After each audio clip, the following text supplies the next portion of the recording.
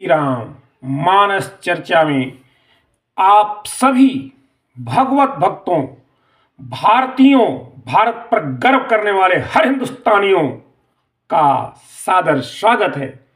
आज हम मानस की ऐसी स्त्री पात्र पर चर्चा करेंगे जिसके कर्म को, जिसके व्यवहार को सुनकर आपको स्वयं पर, भारतीय होने पर और भारतीय बेटियों पर गर्व अवश्य महसूस होगा। इसीलिए आप इस कथा को आनंद के साथ पूरी कथा सुनिए और हमारी इस भारतीय बेटी के मान को, सम्मान को बढ़ाइए। नाम है उर्मिला।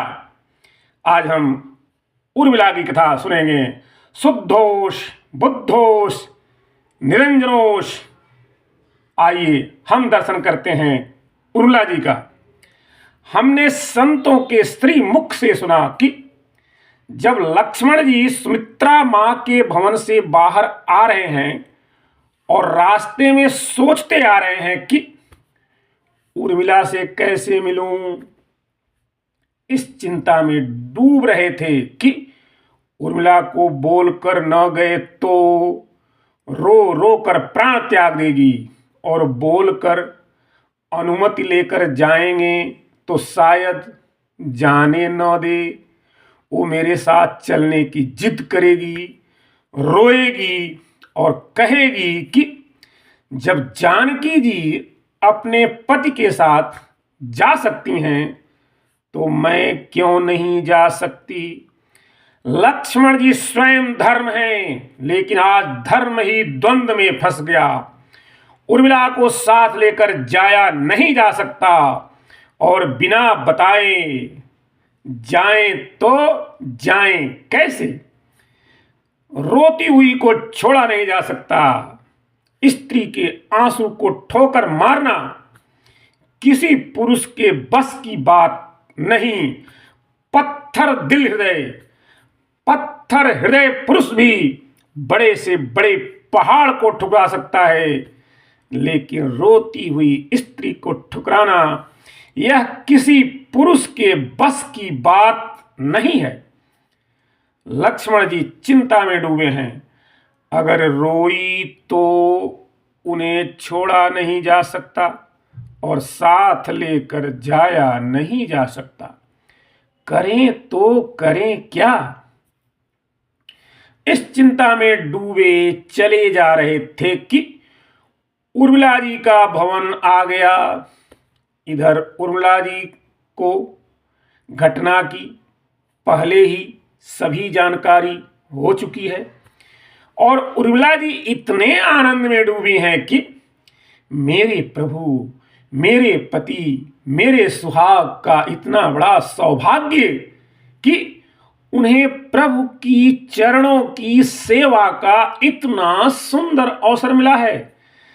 पति की सोच में डूबी, श्रृंगार किए उर्मिला जी बैठी हैं और तो और उर्मिला जी ने वो भेष धारण किया जो विवाह के समय किया था और कंचन का थाल सजाकर, आरती का दीप सजाकर अपने पति लक्ष्मण जी की प्रतीक्षा कर रही हैं। आएंगे अवश्य, बिना मिले तो जा नहीं सकते। यहां भय में डूबे लक्ष्मण जी साक्षात काल, और आज साक्षात काल भी कांप रहा है। आप कल्पना कीजिए, इस देश की माताओं के सामने काल हमेशा कांपता रहा है। माताओं को काल नहीं ले जा सकता, काल शरीर को ले जाता है। मां को काल स्पर्श नहीं कर सकता। संकोच में डूबे लक्ष्मण जी ने धीरे से कुंडी खटखटाई। देवी द्वार खोलो।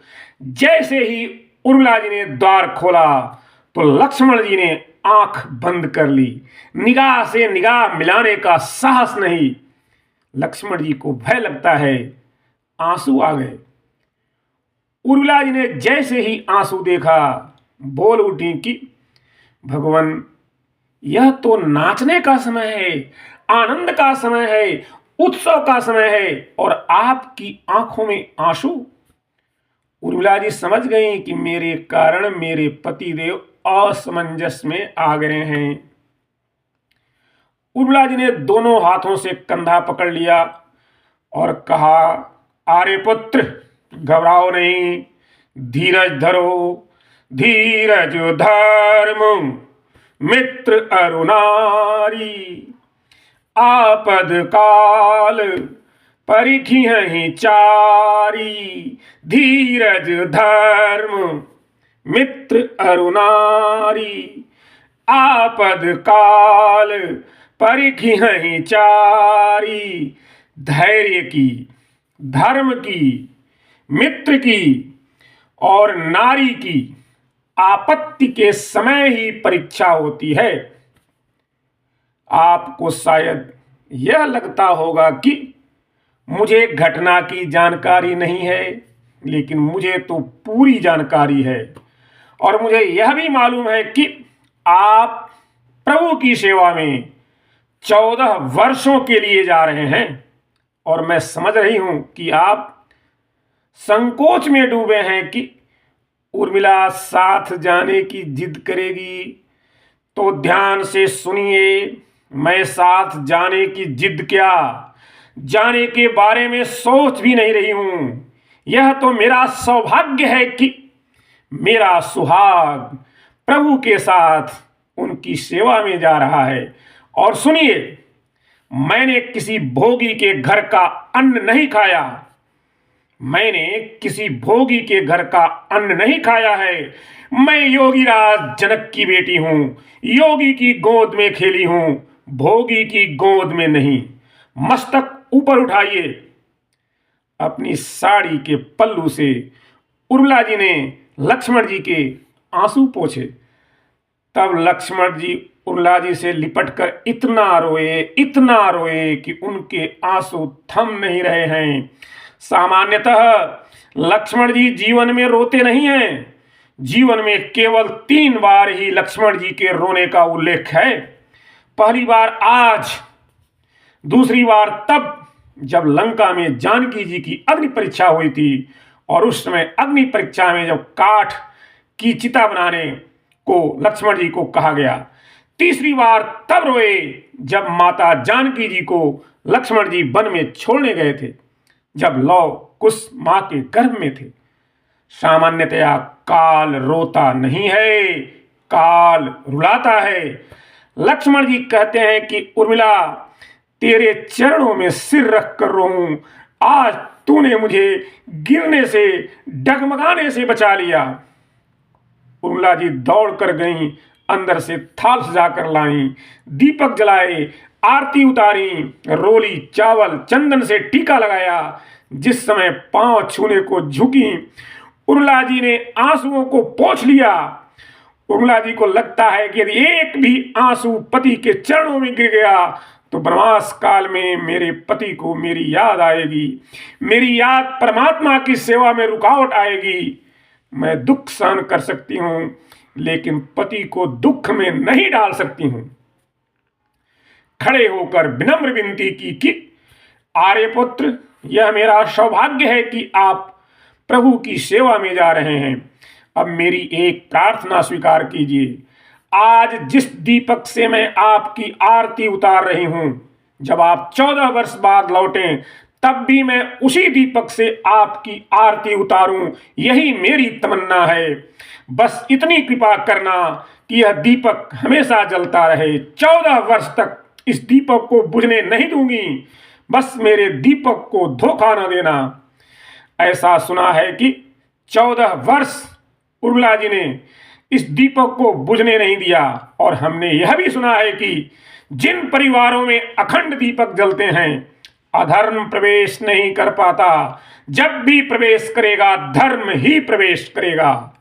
14 वर्ष तक जो वेश धारण किया था वह वेश उतारा ही नहीं, श्रृंगार भी नहीं उतारा। 14 वर्ष तक अपने महल का द्वार भी बंद नहीं किया और न ही अन्न का सेवन किया। 14 वर्ष तक उर्मिला जी सोई भी नहीं। शास्त्र कहते हैं कि लक्ष्मण के द्वारा मेघनाद का वध हुआ था, किंतु हमारी आत्मा कहती है कि वह उर्मिला जी की तपस्या के कारण मारा गया। उर्मिला जी के इस अखंड तप से मेघनाद का वध किया गया। यह रघुवंश की पुत्रवधू है, योगीराज महाराज जनक की कन्या है। रामराज केवल राम के कारण नहीं आया है, राम राज्य जनक जी की बेटियों के कारण आया है। इस राम राज्य के भव्य भवन की नींव में जनक जी की बेटियां बैठी हैं।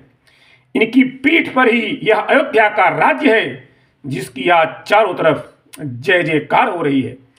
वह जय जयकार जनक जी के परिवार के कारण आया है। भगवान राम ने तो केवल उसके ऊपर कलश की स्थापना की है।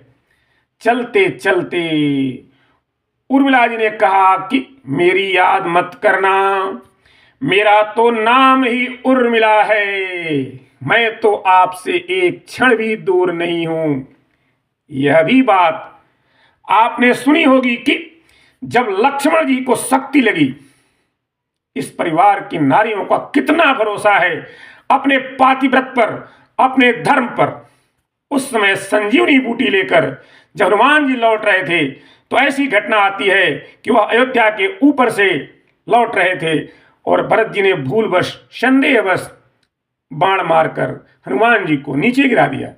कौशल्या मां भी मिलने गई, सुमित्रा जी भी मिलने गई, सभी लोग मिलने गए। हम लोगों ने सुना है कि उर्मिला जी भी गईं। कौशल्या जी ने हनुमान जी से कहा कि हनुमान, राघव को जाकर बोलना कि राम की शोभा लक्ष्मण के साथ है। अगर लखन जीवित नहीं हुआ तो राम की अयोध्या में कोई आवश्यकता नहीं है, मेरा संदेश दे देना। तब सुमित्रा जी ने कहा, नहीं नहीं भैया, मां की बात मत सुनना। राघव को जाकर कहना कि शोक मुक्त हो, लक्ष्मण को छोड़ें। मेरा शत्रुघ्न अभी जीवित है, यह दूसरा बेटा समर्पित है।